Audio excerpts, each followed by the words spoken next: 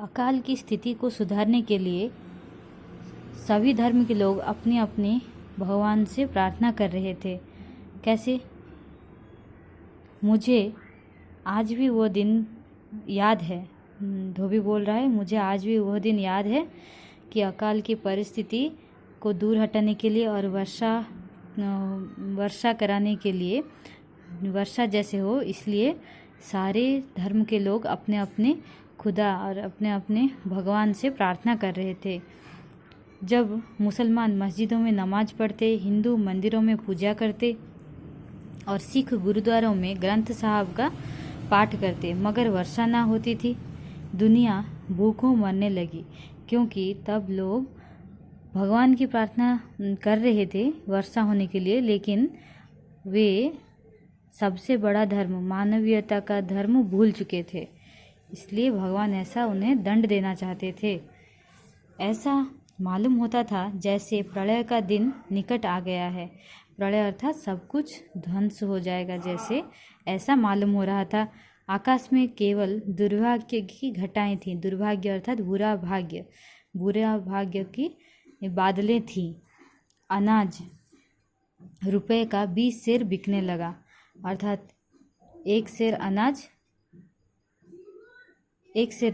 सेर का अनाज 1 रुपये में बिकने लगा। 20 सेर 1 रुपये में बिकना अर्थात बहुत ज़्यादा मूल्य लगाना अनाज का। मैंने आश्चर्य से पूछा, 20 सेर? जी हाँ, 20 सेर। ऐसा धोबी ने बोला, जी हाँ, 20 सेर। उस समय वह भी बहुत महंगा था। मेरे घर में एक मैं था, एक बूढ़ा बाबा, एक विधवा माँ और 2 बहनें, अर्थात 5 लोग रहते थे। इन सबका खाना 4-5 रुपए का मासिक से अधिक न था।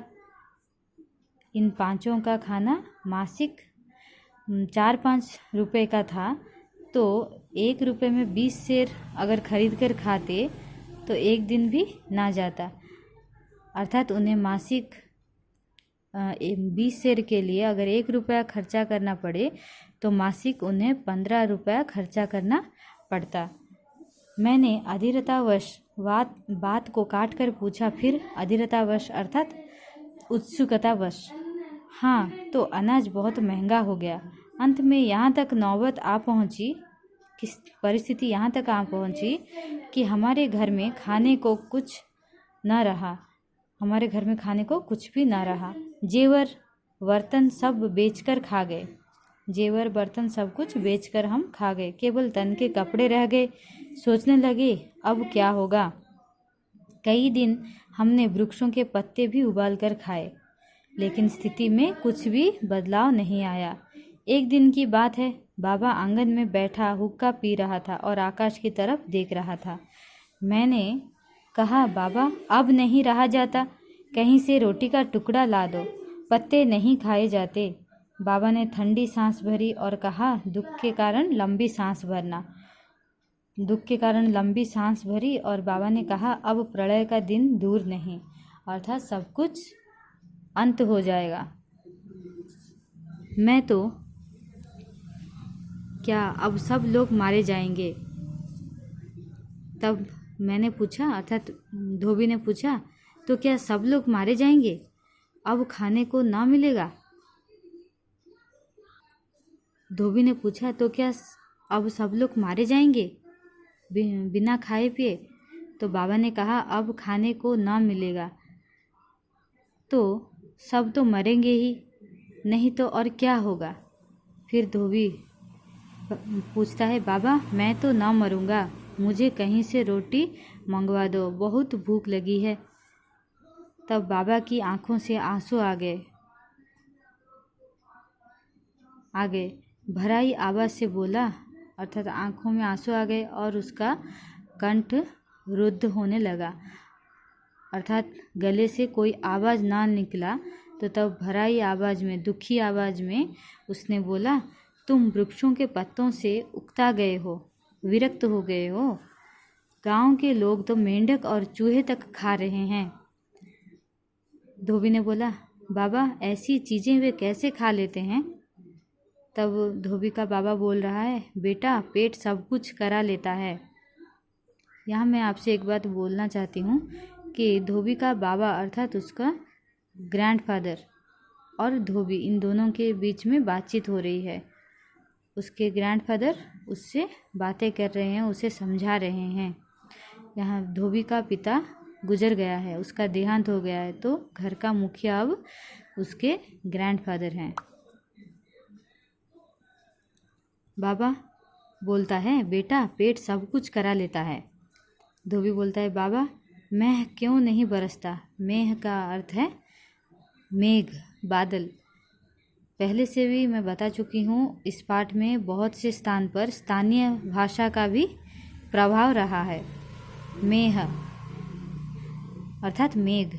बाबा बोलता है, हमारी नीयत बदल गई है, वरना ऐसा समय कभी ना सुना था।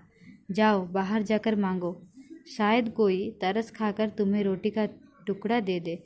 नियत अर्थात सबकी कर्म प्रणाली और काम मनोभाव, काम करने की पद्धति और मनोभाव सबका बदल गया है। सब एक दूसरे से हिंसा और घृणा करने लगे हैं, इसलिए ऐसी स्थिति उपजी है।